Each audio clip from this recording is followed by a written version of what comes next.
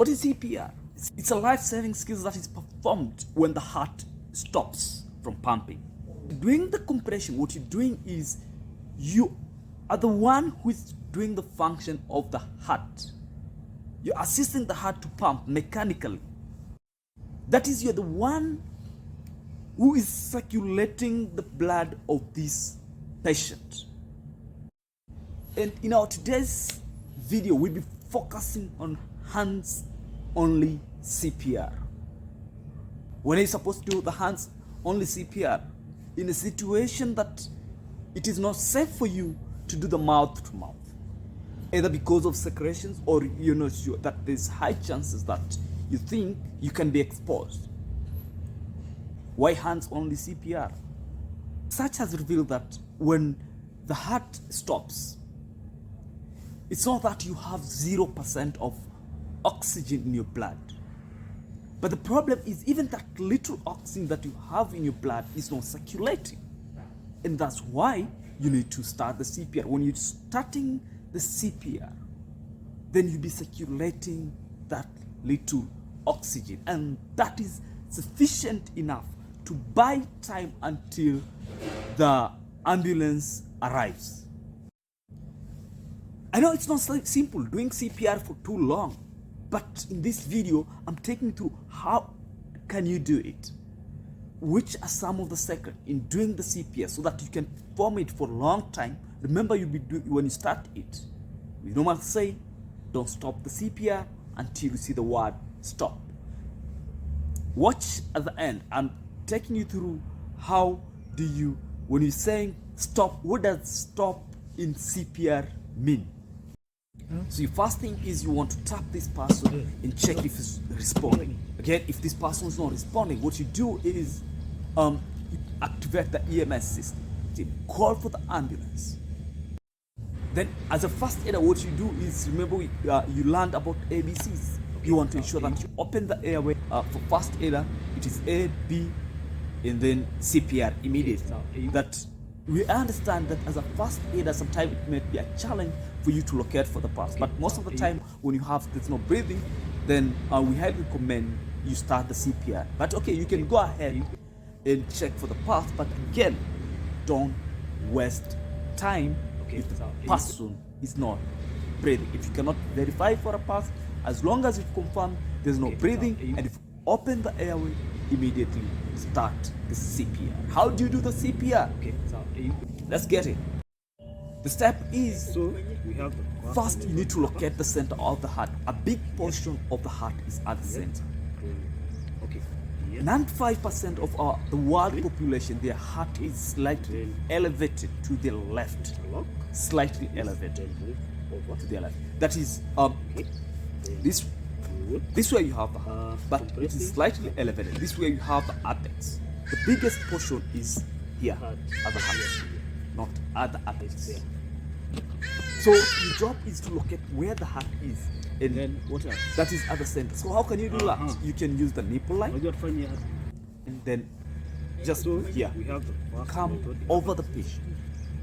Your shoulders should be above the patient. As you're doing the compression, then force is coming from the shoulders. So doing that again, watch on your elbow should be locked. The step is, first you need to locate the center of the heart. A big portion of the heart is at the center. 95% of the world population, their heart is slightly elevated to the left. Slightly elevated to the left. That is, this way you have the heart, but it is slightly elevated. This way you have the apex. The biggest portion is here at the heart, not at the apex. So your job is to locate where the heart is, and that is at the center. So how can you do that? You can use the nipple line, and then just here, come over the patient.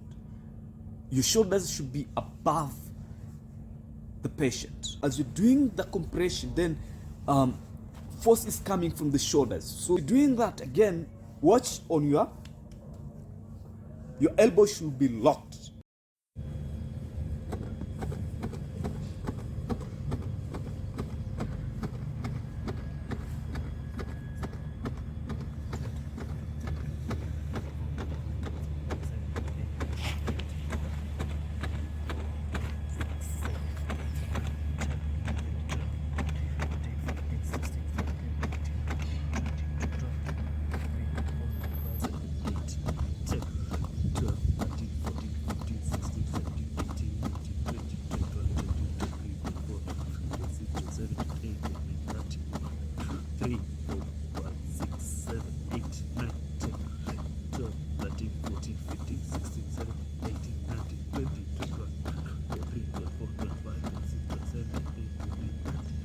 2, 3, 4, 5, 7, 8, 9, 10, 11, 12, 14, 15, 16, 17, 18, 19, 20, 21, 22, 24, 25, 26, 27, 28, 29, 30.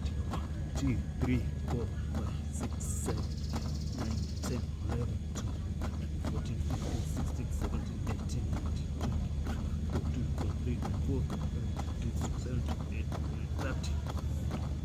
4, 5, 6, 7, 8, 10, 12, 17, 18, 30.